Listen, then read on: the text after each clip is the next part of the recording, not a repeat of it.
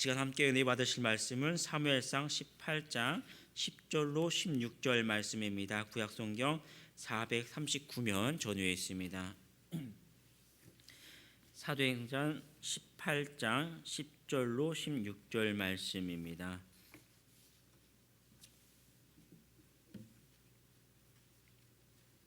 사도행전 18장 10절로 16절 말씀, 구약성경 439면 전후에 있습니다.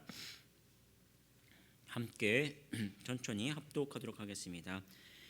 그 이튿날 하나님께서 부르시는 악령이 사울에게 힘있게 내림에 그가 집안에서 정신없이 떠들어대므로 다윗이 평일과 같이 손으로 수금을 타는데 그때 사울의 손에 창이 있는지라 그가 스스로 이르기를 내가 다윗을 벽에 박으리라 하고 사울이 그 창을 던졌으나 다윗이 그의 앞에서 두 번 피하였더라.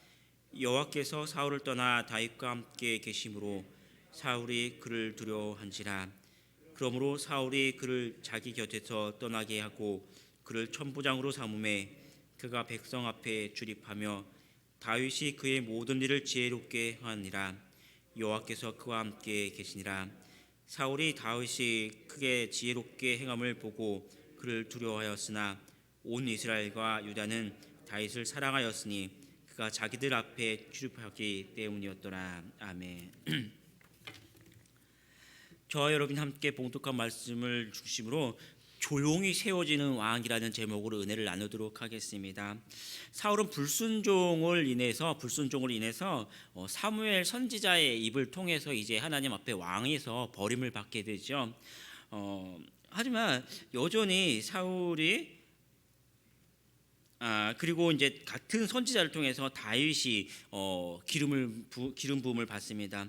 그럼에도 불구하고 여전히 사울은 왕궁의 왕으로 남아 있고요. 또 악령에 시달리는 그 사울을 위해서 수금 잘 타는 소년으로서 또 다윗이 같은 궁궐 안에 들어오게 되죠. 그래서 본문을 보면 오묘하게도 한 궁궐 안에 두 명의 왕이 같이 있는 그런 모습을 우리에게 보여주게 됩니다. 그래서 버림받은 왕이 세워지는 그 왕에 대한 어떤 두려움과 갈등, 그리고 두 사람 사이에 어떤 비교되는 이 영적인 모습을 우리에게 이제 보여주게 되죠. 10절 말씀을 보면 이렇게 기록합니다. 제가 읽어드릴게요. 그 이튿날 하나님께서 부르시는 악령이 사울에게 힘있게 내림에 그가 집 안에서 정신없이 떠들어대므로 다윗이 평일과 같이 손으로 수금을 타는데 그때 사울의 손에 창이 있는지라. 사무엘상 11장 10절 말씀을 보면 처음에 이 사울이 사무엘에게 기름 부음을 받았을 때는 하나님의 영에 충만했다라고 기록합니다. 그래서 선지자들과 함께 예언했다라고 이야기합니다. 사람이 선지자의 예언을 말하면 어떻습니까? 사람들이 그의 말에 귀 기울이게 되죠. 그래서 아직 어떻게 보면 사람들 앞에 왕은 아니다 할지라도 그의 말에 귀 기울여서 어떤 왕의 권력보다 왕이 가지고 있는 자질을 그가 구비하게 되는 것이죠. 그래서 많은 사람들의 말에 귀 기울이고 그들의 그 어떤 아픔에 귀 기울여주고 그들의 어떤 힘든 것들을 들어주려는 하는 그런 왕의 자질을 갖추게 됩니다. 그런데 오늘 말씀을 보면 뭐라고 기록합니까? 정신없이 악령에 시달리면서 정신없이 떠들어댔다라고 이야기하죠. 그러니까 아무 의미 없는 말을 계속해서 막 떠들어대는 거예요. 그러면 사람들은 어떻습니까? 비록 그가 왕의 그 자리에 앉아 있다 하더라도 왕이 하는 말에 귀 기울이지 않는 것이죠. 그는 비록 왕의 자리에 지금 앉아 있어요. 그렇다 하더라도 실질적인 어떤 권력은 있다 하더라도 실질적인 왕의 자질은 이미 멀어지고 있는 것이죠. 우리도 세상에서는요 어떻습니까? 여러분이 살아가는 그 모습이 세상의 권력과 어떤 그런 힘으로 살아가지는 않죠. 우리가 세상에서는 힘도 없고 권력도 없습니다.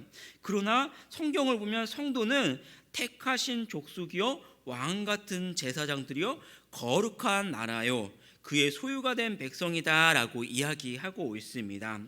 세상에서 우리가 살아가는 법칙이 세상의 권세가 아니라 바로 여러분의 입술에서 하나님을 찬양하고 입술로 예수 그리스도의 복음을 전하고 하나님의 은혜의 것들을 전할 때 우리가 세상에서 힘과 권력이 아니라 많은 사람들 앞에서 하나님의 은혜의 모습으로 그들에게 덕을 끼치고 은혜를 끼치고 그런 모습으로 많은 사람들 앞에서 은혜를 나타내는 그런 우리 성도들이 되기를 축복합니다. 10절 말씀 10절 하반절을 보면 이렇게 이야기합니다. 다윗이 평일과 같이 손으로 수금을 타는데 그때의 사울의 손에는 창이 있는지라라고 기록하고 있습니다. 창은 적과 싸울 때 싸워서 이길 수 있는 어떤 공격적인 무기를 이야기하죠. 왕은 그 칼로 적을 무찌르고 내 백성을 보호하는 것이 가장 중요한 그의 왕의 사명입니다. 그런데 그 칼로 어떻게 했습니까? 적이 아니라 내 백성 앞에 군림하고 자신의 탐욕을 채우는 데 힘썼죠. 그리고 지금은 다윗에게 던져서 자기 한 그 민족을 향한 동족을 향한 그 생명을 해하려고 했습니다. 반면에 다윗의 손에는 무엇이 있었습니까? 수금이 있었죠. 이 수금은 들에 있을 때 하나님을 찬양했던 그런 도구였습니다. 들에서 양을 치며 하나님을 찬양했던 그 수금이 지금 궁에 있는 이 순간에도 여전히 하나님을 찬양하고 또 그 찬양으로 사울이 그 악령에 시달렸을 때 그를 평온케 해주는 그러한 도구가 됐습니다. 성도의 손에서 붙들어야 하는 이 영적인 도구가 무엇입니까? 창입니까? 이 수금이 되어야 합니까? 우리 손에서는 결코 놓지 말아야 하는 이 영적인 무기가 있는데요. 그것은 첫 번째 하나님의 말씀인 성경을 우리가 놓지 말아야 합니다. 또 여러분 손에서는 기도와 예배의 자리를 결코 놓치지 말아야 합니다. 다윗이 들에서 수금을 치며 하나님을 찬양할 때 하나님께서 그 모습을 귀히 여기시고 결국에 왕궁으로 그를 불러들이셨던 것처럼 여러분이 살아가는 여러분의 직장, 여러분의 가족, 또 여러분의 이웃들 앞에서 하나님의 말씀을 붙들고 그곳에서 하나님을 예배하며 하나님을 찬양할 때 결국 여러분을 하나님께서 그곳에서 높여주시고 하나님께서 귀히 보시고 또 세상 가운데 가장 존귀하게 들어 사용하십니다. 악령에 시달리는 사울은 처음에는 다윗을 아꼈습니다. 그런데 이제는 어떻게 하십니까? 그를 두려워하게 되죠. 그리고 오늘 본문 11절을 보면 이 다윗을 향해서 두 번이나 이 창을 던져서 다윗을 죽이려고 합니다. 그런데 재미있는 것은 어떻습니까? 오늘 말씀 보면요, 두 번이나 다윗이 그 창을 피했다라고 이야기합니다. 그런 비결이 뭔지 아십니까? 다윗은요, 이 들에서 이 맹수들과 싸웠던 그런 사람들이죠. 굉장히 날렵했던 사람입니다. 그래서 결국은 이 창을 두 번이나 피하고 그를 죽이려고 했던 이 사울의 이 계획은 실패하게 됩니다. 결국 다윗을 야전에 어떤 천부장으로 보내게 되죠. 그럴 때 그의 심정은 그런 것입니다. 결국 이 야전에서 싸우다 죽어버려라, 아니면 아무래도 어쨌든 간에 더 이상 나에게는 오지 않겠지, 내 눈에 보이지 않겠지, 그러한 생각입니다. 그런데 다윗이 어떤 사람입니까? 다윗은요, 사울이 악령에 시달릴 때마다 그 앞에서 이 수금을 타면서 그의 그 악령을 내쫓아주고 그 사울을 평화케 해줬던 그런 사람이죠. 다시 생각해 보면 이 다윗이란 사람은, 이 사울에게 있어서 다윗이란 사람은 그가 가장 힘들고 아파할 때 그 옆에서 그 아픔을 공감해주고 그 모습을 치료해줬던 그런 사람입니다. 그러니까 누구보다도 그 사울의 아픔을 알고 그 힘들 때 함께 해줬던 사람이 다윗이죠. 그런데 그러한 다윗을 사울이 지금 자기 눈앞에서, 자기 옆에서 멀리하는 그런 꼴이 돼 버립니다. 가장 가까이 하고 가장 나에게 힘이 되어줘야 할 그 사람을 그럴 때 멀리 떠나보내는 그런 사람이 사울이었죠. 그러면 그를 버리면 어떻게 됩니까? 다윗을 내보내게 되면 어떻게 됩니까? 결국은 자신이 힘들 때 홀로 남는 그 외로움 속에 스스로 갇혀버리는 꼴이 됩니다. 사람들은요, 다른 사람과 싸워서 자꾸만 원수되게 하면 원수를 원수되고 그걸 또 용서할지 모르는 것이 세상 사람들이 살아가는 방법입니다. 결국은 그렇게 하다 보면 그 사람, 내가 미워하고 나에게 상처 줬던 그 사람이 아니라 나 스스로가 많은 사람들하고 막 자꾸만 미움과 원망과 저주, 그리고 결국은 이 외로움이라는 동굴 안에 갇혀버리게 되죠. 그래서 하나님의 백성은 미움, 원망, 시기, 질투, 저주, 또 용서할지 모르는 이러한 모습이 아니라 예수님의 피로 용서받은 백성이 있기 때문에 많은 사람들 앞에서 은혜를 베푸고 또 용서해 줄 줄 알고 서로 감싸줄 줄 알고 이러한 하나님의 은혜의 모습으로 살아가는 것이 하나님의 백성의 모습이어야 합니다. 다윗은 그 일에 아무런 또 반항하지 않습니다. 창을 던지면 그 창을 그냥 피해 버리고 또 내려가라 하면 좌천이 되는 것이죠. 더 이상 해코지 않고 내려갑니다. 사울에 대해서 반역을 꾀하거나 더 이상 어떤 해코지를 하지 않지요. 그 이후에 그가 사울을 피해 그렇게 쫓겨다니고 심지어 그가 사울을 죽일 수 있는 그런 어떤 기회가 있을 때도 뭐라고 이야기합니까? 저는 하나님의 기름 부음을 받은 사람이다라고 이야기하면서 자신이 죽이지 않고 그냥 피해 버립니다. 그래서 잠언서 28장 1절 말씀을 보면 이렇게 이야기합니다. 악인은 쫓아오는 자가 없어도 도망하나 의인은 사자같이 담대하리라. 죽일 기회가 있었음에도 불구하고 하나님의 그 기름 부음을 받은 왕을 내가 죽일 수 없다라고 이야기하죠. 또 다른 한 명은 하나님이 떠나시고 극한 그 피해 명상과 자기 신하도 죽이려고 하고, 다른 한 사람은 죽음의 위기 속에서도 이렇게 담대한 그 모습을 성경은 이렇게 이야기합니다. 여기에서 위인이라는 사람이 어떤 사람입니까? 착한 사람이나 죄 없는 사람을 위인이라고 하는 것이 아니죠. 하나님을 신뢰하고 하나님을 자기 편에 둔 사람을 위인이라고 이야기하죠. 비록 창이 날라오고 잘못한 것이 없어도 또 자천을 당했어도 하나님을 바라보기 때문에 개의치 않고 묵묵히 자기 자리에 지키고 그 자리에서 하나님을 신뢰했던 모습을 보여줍니다. 우리가 세상을 살아갈 때요, 내 힘대로 또 내 뜻대로 되지 않을 때도 있죠. 그럼 어떻습니까? 답답하고 두렵고 그런 모습을 보여줍니다. 그런데 시편 23편 4절 5절 보면 이렇게 이야기합니다.